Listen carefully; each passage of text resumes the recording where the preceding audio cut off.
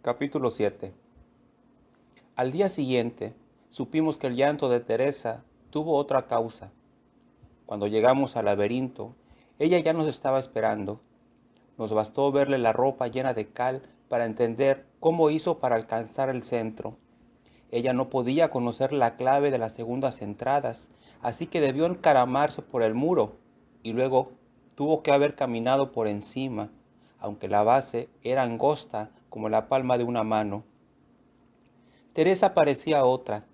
Estaba de pie, pero con los brazos caídos y la cabeza inclinada. Nadie se atrevería a pensar que fuera ella quien me golpeó un día antes. Tenía la nariz enrojecida y los ojos más hinchados que los nuestros. ¿Cómo lo puedo decir? Era igual que si de un día para otro la hubieran cambiado por una Teresa menos fuerte y menos alta, como si en lugar de la Teresa que conocíamos estuviéramos viendo a una hermana suya que siempre había permanecido encerrada en un sótano y siempre había temblado de miedo. Nos lo contó sin darnos oportunidad de sentarnos, con la voz baja que se usa para los secretos. Habló casi una hora y durante ese larguísimo tiempo no transcurrió ni un minuto sin que dejara de voltear hacia la entrada y hacia cada una de las paredes, como si temiera que alguien fuera a aparecer de pronto. No pudimos decirle nada, ni te vamos a ayudar, ni no te preocupes, ni ya no estás sola, nada, porque nunca antes habíamos oído una pesadilla así. Teresa le tenía miedo a alguien, su tío, y su tío era nada menos que quien organizaba las excursiones de la escuela, el señor Julián. Todos habíamos viajado con él. Cada año la directora le daba un diploma. La junta de los padres de familia lo invitaban a sus reuniones y para muchos niños era mejor que un padre porque jugaba con nosotros, nos contaba chistes y cuando teníamos problemas nos sabía escuchar. Teresa empezó diciendo que al principio el señor Julián la quería mucho y siempre le compraba regalos. Ella no sabía qué había pasado. Su tío comenzó a buscarla cuando su mamá estaba en el salón de belleza. Iban al cine muchas veces, que ella no le dijo a su mamá, porque el señor Julián la convenció de que era un secreto entre ellos, que al principio no lo quiso creer porque era su tío, y su tío la quería mucho, y los tíos no pueden hacerle daño a las niñas, ¿verdad?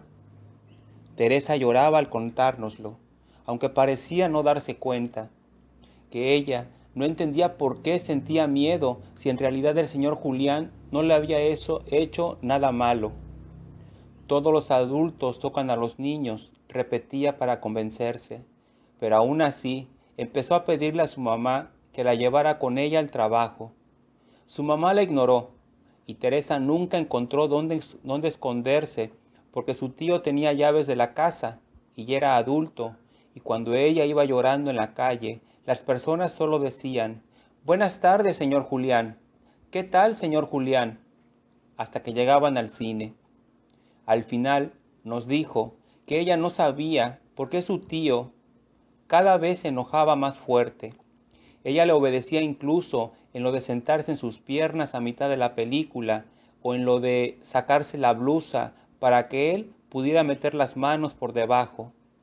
Ella no entendió qué hizo para que su tío terminara apretándole el cuello la última vez y acabara diciéndole al oído: «Si lo cuentas, te va a ir muy mal a ti y a tu madre». Por eso lloró el día anterior. «No quiero que le pase nada feo a mi mamá», gimió Teresa. Y yo me sentí muy mal, porque había sido yo quien le dijo en el callejón, como si estuviera al tanto de todo, que alguien la estaba persiguiendo. Luego Teresa calló y esperó un momento para que reaccionáramos. Nosotros no pudimos, ni Sonia, ni Octavio, ni Rubén, ni yo abrimos la boca. Teresa se secó las lágrimas con la manga del suéter. Antes de salir del laberinto, murmuró que su tío tenía razón. Él le había dicho que de todos modos nadie le iba a creer. Capítulo 8. El señor Julián llegó a la ciudad 5 años atrás y desde entonces vivía en una de las casas recién construidas muy cerca del cementerio. No tenía esposa ni hijos. Su perro se llamaba Bruno. Todas las tardes los veíamos pasar juntos hacia la barranca y, desde que comenzaron las excursiones, Bruno ocupó siempre el primer asiento del camión. El señor Julián era el único adulto que usaba pantalón corto sin verse ridículo, el único que leía las aventuras del Capitán Trueno sin bostezar y sin abandonar la lectura por hacer una llamada telefónica. Una vez, en un día del niño, se metió a escondidas en la fábrica de chicles y salió con un costal repleto que nos duró hasta las vacaciones. Todos teníamos buenos recuerdos de él. Fue quien encontró a Luisa en el pozo cuando ya se habían hecho pesquisas incluso en los pueblos próximos. Fue quien se me acercó y me dijo que no les hiciera caso a los demás, que si yo pensaba con suficiente fuerza, mi papá regresaría. No culpo a Rubén por haberse enojado así. Los días que siguieron solo intentamos convencernos de que era mentira lo dicho por Teresa. Rubén apretaba la boca, mientras Octavio, Sonia y yo nos turnábamos para decir alguna frase conveniente que respaldara al señor Julián. Algo no marchaba bien, sin embargo. Nosotros lo habíamos visto muchas veces en el cine. Lo seguimos en el bosque durante la primera excursión cuando él llevaba en los hombros a los más pequeños. Estuvimos enfrente la noche que abrazó a Victoria mientras contaba la historia del fantasma. No es que hubiera nada de malo en eso, solo que de allí en adelante no podríamos verlo sin sospechas cuando hiciera cosas parecidas. Por eso tuvimos que espiarlo, no para ayudar a Teresa. Queríamos ver al señor Julián como antes, otra vez. Capítulo 9. Pudimos interrogar a Victoria, ir con cada uno de los niños de la escuela preguntándoles si era cierto, pero la verdad es que allí, trepados en el árbol y mirando por encima de la tapia del panteón, ya no hubo nada por preguntar. Llevábamos 5 días persiguiendo al señor Julián por las calles del centro y el supermercado, viéndolo entrar en los edificios con su caja de herramientas y viéndolo salir 1 hora después con los fierros herrumbrosos de las tuberías descompuestas. Sufrimos las 2 ocasiones en que fue al cine, una por la tarde, cuando nos sentamos 7 filas atrás, y la otra por la noche, en una función de adultos, cuando debimos esperar en el restaurante de enfrente, bebiéndonos un refresco entre los 3. Sonia se había ido a su casa porque no podía estar en la calle más allá de las 8. Lo vimos correr con Bruno, comprar una botella de vino, leer el periódico en una banca del parque. Lo miramos hacer eso y muchísimas cosas más, así de normales, durante 4 días y medio. Cosas que hacía mi mamá y hacían los papás de Sonia y todo el mundo. Hasta Rubén empezaba a reír otra vez, porque desde el principio dijimos 5 días y ya solo faltaba esa tarde de viernes. El señor Julián no había hecho nada malo, ni siquiera algo pequeño como escarbarse la nariz o sacarse los zapatos en el cine. Nada de nada. Por eso, cuando lo miramos salir de su casa esa tarde, hicimos trampa y ya no lo seguimos. Nos quedamos trepados en el árbol del cementerio para poder ver cuando regresara. Lo íbamos a mirar abrir la puerta y luego volveríamos felices a nuestras casas para tenerlo de nuevo con nosotros. Así debió ser. Después pudimos pedir a toda la gente de la ciudad que nos dijera que el señor Julián no era malo, pero no hubiera servido. Cuando casi decidíamos que era hora de marcharnos, lo vimos llegar. Llevaba a Teresa sujeta del cuello. La tenía cogida como si hubiera terminado una caricia allí donde se juntan el cabello y la piel, y hubiera olvidado retirar la mano. El señor Julián se volvió hacia todos lados, cuidándose de las miradas. Teresa no levantó la vista del suelo, ni siquiera cuando el señor Julián la empujó suavemente dentro de la casa. Fue lo más que pudimos hacer por ella. Rubén era el mejor tirador, así que le tocó aventar la piedra. El cristal de la ventana se hizo pedazos y apareció el señor Julián. No dijo nada, vio los vidrios rotos y aunque pudo sujetar a Teresa cuando pasó a su lado, la dejó ir. Teresa se fue corriendo y él permaneció en la entrada hasta que ella desapareció.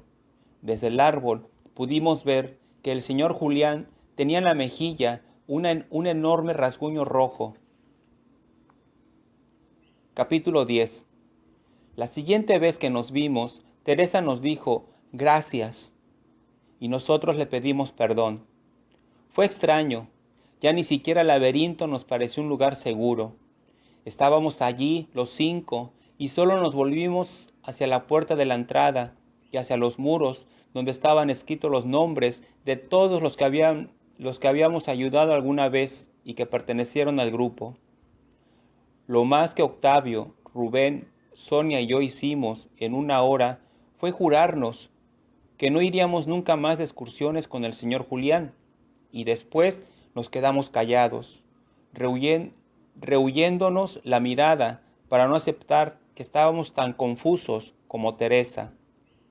Recuerdo cuando Rubén nos dijo lo del incendio del mundo, prometimos que apagaríamos todos los fuegos de la ciudad, y cada quien por su lado cerró las llaves de la estufa, extinguió fogatas, llenó los calentadores con puñados de lodo. Siempre supimos prometer. Fuimos a dormir a casa de Sonia durante 2 semanas completas, haciendo turnos para despertarla cada vez que la creíamos atrapada por el Zoom, hasta que su mamá nos dijo que ya estaba bien, que nosotros teníamos nuestras casas y que miráramos bien las ojeras de Sonia. Eso no era normal. Las pesadillas solían indicarnos cuál era la estrategia que deberíamos seguir. Un águila exigía que nos volviéramos cazadores. La invasión de brujas no nos dejó más opción que acabar con las escobas. Así había sido hasta que Teresa nos contó su miedo. Por primera ocasión no encontramos ninguna promesa que pudiéramos hacer. Es lo que pensábamos en silencio. ¿Qué le vamos a prometer? Tampoco ella nos ayudó mucho. Teresa estaba sentada en una de las piedras con la cabeza apoyada sobre las rodillas. El cabello le cubría la cara y parte de los brazos. Se mantenía ajena. Algunas veces se estremecía y sabíamos que hacía lo posible por llorar en silencio. Los pocos momentos que levantó la cabeza, hizo comentarios raros, como ese de que antes las calles no tenían nombre, y por eso la gente no sabía si estaba regresando a casa o se estaba perdiendo para siempre. Mencionó que en el campo marcaban a las vacas con un metal al rojo vivo, solo para que todos supieran que ya tenía dueño. Preguntó, la última vez que levantó la cabeza, que si una calavera con los huesos cruzados siempre indicaba peligro. ¿Qué piensan ustedes? ¿Que si todos sabrían reconocer esa marca? Después Sonia dijo lo que los 4 habíamos estado pensando desde que llegamos al laberinto, pero no nos atrevimos a mencionar. ¿Y por qué no le cuentas a tu mamá?, preguntó Sonia en voz baja. Teresa no levantó la cabeza. Ya le dije. Nosotros solo vimos su cabello cayendo como una cortina, como esos telones que bajan cuando terminan las obras de teatro. Le dije y no me creyó. Capítulo 11. Acordamos una reunión para el día siguiente. Cada uno habría de acudir con sus planes y así decidiríamos cuál era mejor. Octavio me confesó, camino a casa, que solo se le ocurría hablar con el señor Julián y pedirle que no lo hiciera más. ¿Verdad que es buena idea?, me interrogó, mirándome con unos ojos tan grandes que no me atrevía a desmentirlo. Más tarde fui al único teléfono para niños de la ciudad. Allí debíamos subirnos en una piedra puntiaguda que no pudieron echar fuera ni siquiera con máquinas, y por eso la cubrieron con cemento. Te subías en la piedra que parecía el pico de un iceberg, te parabas de puntas y sólo así alcanzabas la ranura de las monedas y el disco de los números. Caminé muchas calles hasta el teléfono y después esperé a que pasaran todos los niños que estaban formados antes de mí. Rubén me contestó. ¿Qué has pensado? Dije. Que le hagamos algo, escuché desde el auricular. Me di cuenta que Rubén no bromeaba. Así como se había resistido a creer lo del señor Julián hasta que ya no hubo manera de negarlo, ahora se corría al extremo opuesto y me proponía que le echáramos alguna cosa a su café. Algo para dormir, que guarde a mi abuelo, murmuró, y siguió diciendo furioso que lo inmovilizáramos con una cuerda, y que lo lleváramos al puente. Después, cuando Rubén me contaba que él vio en una película cómo les amarran con una roca en las piernas, comenzó a encimarse la voz de la operadora. Tiempo transcurrido, tiempo transcurrido, tiempo transcurrido. Yo no encontré más monedas en mis bolsillos, así que tuve que colgar. Quise ir con Sonia, pero no hubiera estado bien. Teresa iba a dormir con ella para no llegar a su casa. El problema, y no por eso yo andaba de un lado a otro, era que no lograba sacarme de los oídos lo que Teresa contó al salir del laberinto. Lo confesó, y luego ya no fui capaz de concebir ningún plan. Que todas las noches rezaba para que el tiempo retrocediera hasta ese día en que todavía no pasaba nada, que a lo mejor entonces podría saber qué hizo ella para que su tío la empezara a tocar. En la noche no le dije nada a mi madre. Me convencí de que guardaba silencio para no poner en peligro a la mamá de Teresa. Cuando mi madre me llamó para jugar a los pesos, pretexté que tenía sueño y subí a mi recámara. ¿Te sucede algo?, preguntó ella desde el otro lado de la puerta. Yo no le respondí. Hay que contar lo que nos preocupa antes que se haga grande, murmuró todavía mi madre. Y para no escucharla, yo me seguí repitiendo en voz baja que el señor Julián podría descubrir que mamá lo sabía, y entonces ella también estaría en peligro. La verdad es que yo me sentía culpable e injusto con mamá. La primera vez que jugamos a los pesos, le conté lo de la tumba. Se lo confesé todo, que cuando dijeron en las noticias que no se podría recuperar ningún cuerpo porque el avión se había hundido en algo parecido a las arenas movedizas, yo no pude soportarlo y por eso me fui al cementerio. Solo quería seguir hablando con él y por eso escogí la tumba. Le confesé a mi madre, sintiendo escurrir las lágrimas por mis mejillas. Pero a lo mejor es pecado usar una tumba que no es tuya, pues siempre borran el nombre que yo escribo allí.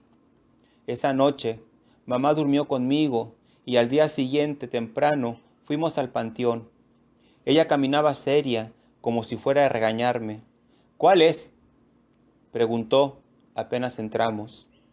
Y yo, sintiéndome traicionado y traicionero, le enseñé la piedra en epitafio, donde otra vez había desaparecido las 6 letras del nombre de papá. ¿Aquí lo escribes?, repitió con una voz extraña, como temblorosa, cuando yo esperaba sus regaños, pero aún así no pude hablar. Entonces ella se hincó, abrió su bolso y con un marcador negro escribió en la lápida: Néstor Estrada Benítez, te extrañamos. Luego firmó: tu esposa, que no se consuela, y me dio el marcador para que yo escribiera también. A ella, que me devolvió mi papá aquel día, pues las letras ya nunca se borraron, fue a quien yo no logré contarle lo de Teresa. No pude. Mi mamá no tuvo la culpa. Ella siempre fue buena conmigo, pero yo solo pensaba en que si a nosotros nos había costado trabajo aceptar lo del señor Julián, eso que ni siquiera la mamá de Teresa quiso oír, entonces mi madre no podría creerlo jamás. Nadie lo aceptaría. A lo mejor así son las cosas, pensé. Todos los adultos saben y no les interesa decir nada. Quizás pueden hacernos lo que quieran y a nosotros nos toca callar. Esa noche miré a través de la ventana a los niños que caminaban de la mano de una persona mayor y vi a las niñas de los edificios de enfrente, en sus recámaras, justo cuando aparecía un adulto y cerraba la puerta por dentro. Ahí entendí que siempre habría personas grandes alrededor de nosotros y que todos serían tíos o amigos o personas que se conocían desde muchos años atrás, y entonces podían cogernos de la mano y decirnos que sería mejor volver. Eso era lo que daba más miedo. Solo los grandes nos podían ayudar contra otros grandes. Pero, ¿y si no querían hacerlo? ¿Y si todos eran así? La verdad es que no pude decirle nada a mi madre, porque esa noche la vi como si nunca la hubiera visto antes. Por primera vez no la reconocí. Capítulo 12. Tenemos que irnos, fue lo que murmuré a la hora del recreo, cuando nos escapamos de la vigilancia de los maestros y nos metimos en el sótano. Rubén, Octavio, Teresa y Sonia cesaron de hablar y hasta allí dentro se dejaron oír los ladridos del perro Setter. Seguramente Roura lo estaba molestando de nuevo. Irnos de aquí, repetí, y solo me miraron con los ojos entortados de la incredulidad. Hasta entonces, Rubén había permanecido silencioso, sin proponer lo de las pastillas para dormir y la ida al puente. Octavio dijo aquello de hablar con el señor Julián y nos vio con esa mirada húmeda de quien, muy en el fondo, intenta convencerse de que las soluciones fáciles sí pueden existir. Teresa no cesaba de recorrer el sótano, iba evadiendo las cajas, la bicicleta herrumbosa, una llanta que nada debería de hacer allá abajo. No le gustaban mucho nuestros planes, se notaba, tenía endurecida la boca y cuando respiraba se le dilataban las aletas de la nariz. Solo se detuvo cuando Sonia propuso lo de buscar a una persona mayor para pedir ayuda. No sé si fue por el susto o porque Teresa al fin oía la solución esperada. Teresa se paró y Sonia dijo que alguien debía de protegernos. No pude decirles lo que yo había descubierto apenas ayer. Ellos ni siquiera se detuvieron a pensarlo. Empezaron a enumerar a la gente conocida, a hacer una lista larguísima de nombres. Mi mamá, el maestro, la señora Julieta. Eso decían, pero acababan descartándolas sin exponer razón alguna. Solo vacilaban y luego decían que mejor no. Habíamos entrado sin saberlo en ese lugar lleno de espinas que se llama desconfianza. Por eso grité, ¿no se dan cuenta que podrían pasar lista a todo el mundo y nadie nos convencería? Irnos de la ciudad. Ellos cerraron la boca. Escuchamos un momento los ladridos de los perros en el patio sin agregar ninguna palabra. Pero entonces Octavio se acordó de la única persona a quien ninguno de nosotros pondría en duda jamás, el abuelo de Rubén. No es que siempre nos tratara de lo mejor. A veces se enojaba, a veces ni siquiera quería vernos, pero él nunca nos traicionaría. Lo demostró cuando la fuga de Rubén. Su abuelo prometió que no lo entregaría, que no le denunciaría con nadie, y durante una semana lo tuvo con él en el asilo, dentro de su cuarto, cuidando que nadie lo viera. Prometió y cumplió. No le dijo ni siquiera a su hija. A la semana, Rubén le confesó a su abuelo que quería volver y el abuelo pagó las consecuencias de ser fiel a su promesa.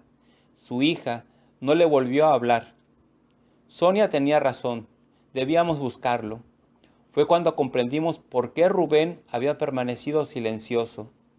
Está enfermo, dijo con la misma voz temblorosa con que anunciaba su terror de que se quemara el mundo. Desde ayer en la noche no ha podido despertarse. No supimos decir nada. Todos queríamos mucho al abuelo de Rubén.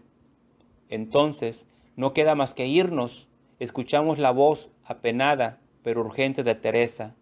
Y los cuatro entendimos que sí, era la única opción, ahora que de verdad nos habíamos quedado solos.